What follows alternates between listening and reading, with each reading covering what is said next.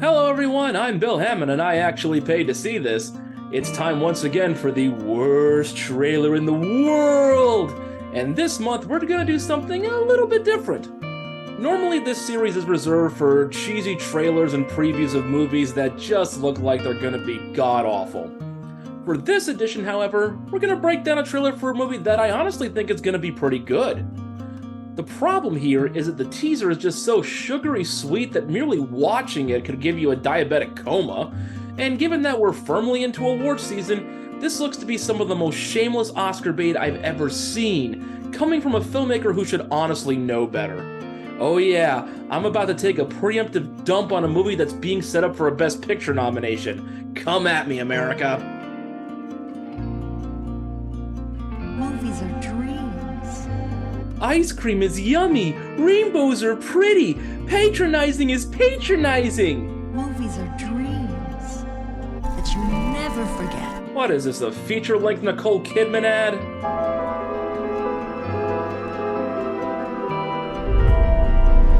Oh look, Michelle Williams is playing a sainted mother. I've never seen that before, except for, Brokeback Mountain, Manchester by the Sea, Shutter Island. It's hard to find our house.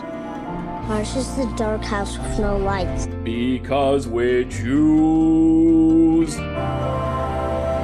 Sammy's on my team, takes after me.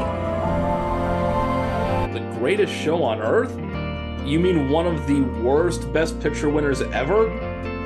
Is Steven Spielberg already telegraphing his next remake? Because I'm worried. What kind of movie are we gonna make? Hey, I remember E.T. too! Hey, credit where it's due. At least it looks better than the Tom Cruise Mummy reboot. You dismiss what he does that's playful or imaginative. Certain women, Synecdoche, New York. You could afford to be a little encouraging. Ah yes, the old pragmatic parent who recognizes the difficulties of the real world and as such doesn't 100% commit to their child's dreams and is thus the bad guy cliche. Yay. She should have been a concert piano player. Yeah, instead she's just a 4-time Oscar-nominated actress. What a shame. What she got in her heart is what you got. You mean oxygenated blood and muscle tissue? Yeah, I certainly hope so. It's more important than your hobby. Can you stop calling it a hobby? But it is a hobby. It's not his job, he's not getting paid for it, therefore it's a hobby. That's literally the definition of the word. I do these videos as a hobby. I write my blog as a hobby. I'm passionate about it, just as young Sam is passionate about filmmaking. But until your livelihood is at stake, it is by definition a hobby. The proper use of words does not make someone a bad guy. Get over yourself. Mom got a monkey. You know, a lot of this whole follow your dreams message thing kind of falls flat when you see that this family has the kind of money to buy film equipment and friggin' monkeys. You can achieve anything so long as you have enough economic privilege to afford it. Great message for the kids. Why'd you get a monkey? Because I needed a laugh. Well, it sure as hell couldn't have been because you had like a personality or anything. You always have to be the center of attention. Stop shouting at her! Well, since you're literally making her the center of attention, then yes. I'm your mother! The Greatest Showman, All the Money in the World, Blue Valentine. It'll tear you in two. You know, the issue of anti-Semitism has been handled very well in a lot of movies. Things like School Ties, the recent Armageddon Time, and even by Spielberg himself in his masterpiece Schindler's List. Here, however, it's reduced to a lack of Christmas lights and the waste of a perfectly good bagel. Nuance!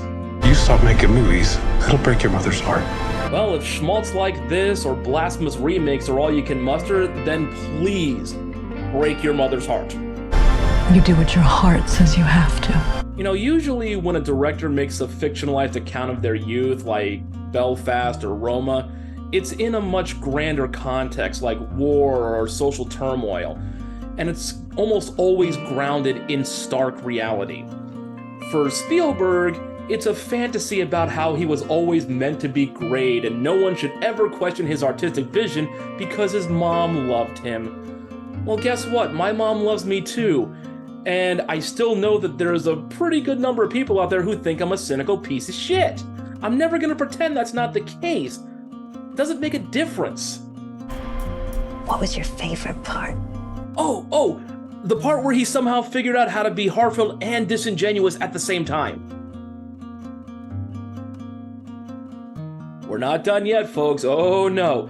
See, because in addition to the cliches and cheese we have here, we have to highlight one of the worst habits of Spielberg's style, and it's on full display in this trailer. See, the man has what can be easily interpreted as a fetish for heavy spotlights and backlighting, and as soon as you notice it, you'll never unsee it. And my god, does this trailer have a ton of it in just the space of 2 minutes. Here we go. Blinded by the light. This is seriously a quarter of the freaking trailer. Blinded by the light. I'm singing this poorly so I don't get copyright claim. Blinded by the light. You look like a douche when using this much spotlights. Blinded by the light. Good God, my retinas are burning right now. Blinded. There it is, the worst trailer in the world, at least for this month. Look, I will not say for even a second that you shouldn't go see The Fabelmans. I love Steven Spielberg's work most of the time, but that doesn't mean he's above scrutiny, which this trailer and by extension the movie seems to imply. He is an unquestioned auteur and he wears his sentimentality on his sleeve. That's not a bad thing. Despite my earlier joke, E.T. is one of my all-time favorite films. My mother literally watched it in the theater the day before I was born, and I wept with joy watching the 40th anniversary re-release this summer. He has an unequaled skill in this regard, but you cannot sit there with a straight face and tell me that this doesn't look like self-aggrandizing to the point of masturbation, while deifying his own mother by having Michelle Williams play the same role she's basically played her entire adult life outside of I Feel Pretty, My Week with Marilyn, and the Venom movies. And yet, this seeming parade of saccharine goodness is all but demanding to be rewarded with Oscars because it's a movie about making movies by one of the best movie makers about how good he is at making movies and how he's always been the good guy. I mean, calling the movie and family Fabelman is basically a not so subtle way of implying that his family was moral and upright instead of like, anyone else. I'm not saying don't see it. I'll certainly be watching it myself, and I'll probably really like it. But the sales pitch here is ripe for humor, and it's important to see through the sheen and not be fooled into thinking that it's better than it actually is. We'll see when it comes out. It may be great, it might suck, but either way, don't get taken in by emotional manipulation and judge the film for what it truly is. That's all for this edition. Keep it locked on the blog, actuallypaid.com, for more reviews and features, and I'll be back next month to break down another horrible trailer. Until next time, I'm Bill Hammond. I actually paid to see this. And my god, does this trailer have a ton of it in just 2 minutes. Come on.